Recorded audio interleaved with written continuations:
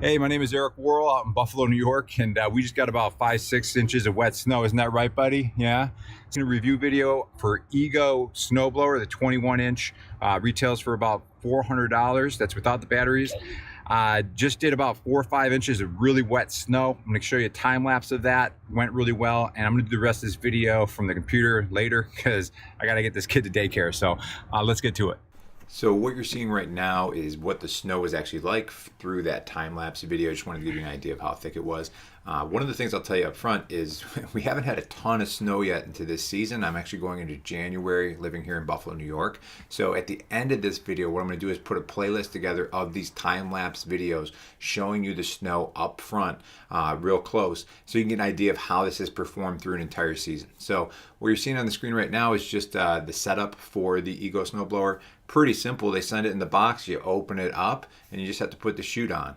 The chute is just unscrewing these two bolts here, sliding it on, and putting those back onto the device. The nice thing about all the Ego products that I've reviewed is they're very, very easy to set up. So I'm just kind of showing you how the chute works here. As far as moving it side to side, you can do all that from a hand operation up top. So, but you will change the distance of the throwing the snow by pulling on that handle and maneuvering that.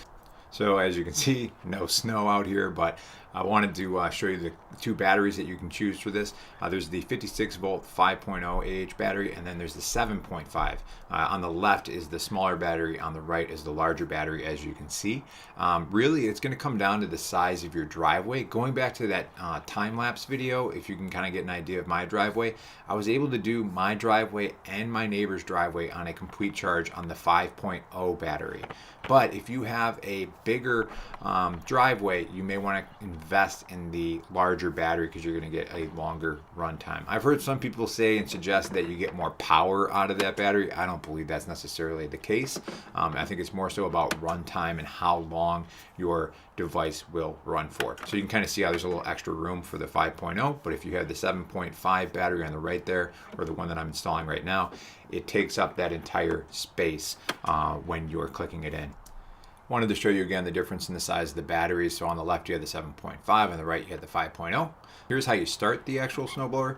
Press the green safety switch and pull back on the bar right there. So you always have to be holding that. When you let it go, it turns it off. Here's the front of it. There is like a hard rubber auger that spins here. Actually, at a certain point, it spins with, it kind of syncs with the frame rate of my camera, so it looks like it stopped spinning, but it still is.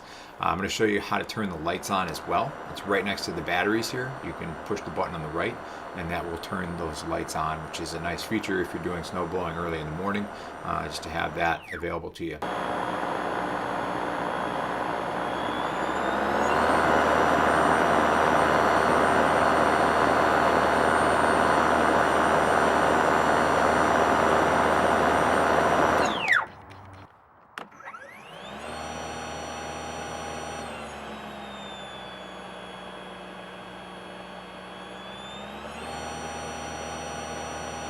Here I'm just kind of showing you the maneuverability of it. One thing to know, it is plastic wheels, which are actually kind of nice because you don't have to worry about punctures and having to fill them up, because obviously it gets cold out, your tires will shrink.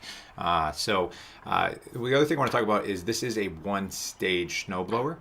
If you're comparing it to a gas snowblower, you want to make sure you're comparing it to another one-stage. What that means is the auger in the front moves, and that's what propels the snow. A two-stage, the tires themselves will move, so it actually helps propel the snowblower forward. And a three-stage, in addition to those two items, has an actual blower in the chute, which will propel snow, which is helpful if you have a very limited amount of snow and you're just trying to push it and propel snow that way. But if you are comparing this to a gas-powered snowblower, make sure you're comparing this one stage versus another one-stage snowblower. The last thing I want to talk about too is an obvious benefit, but just in case it's overlooked, there's no gas fumes with this. So it's kind of nice if you're doing this before work, you can go out and blow the driveway and not have to worry about smelling right afterwards or having to take a shower right before you get to work. So I found that very helpful. So As I mentioned earlier in the video, here we're going to have a playlist of future time-lapse videos showing you how this has performed throughout this season. Again, I apologize, the weather is actually cooperating because it hasn't been snowing. But if you like this video, give it a thumbs up. If you have questions, feel free to comment below. All right, thanks for watching, guys. Take care.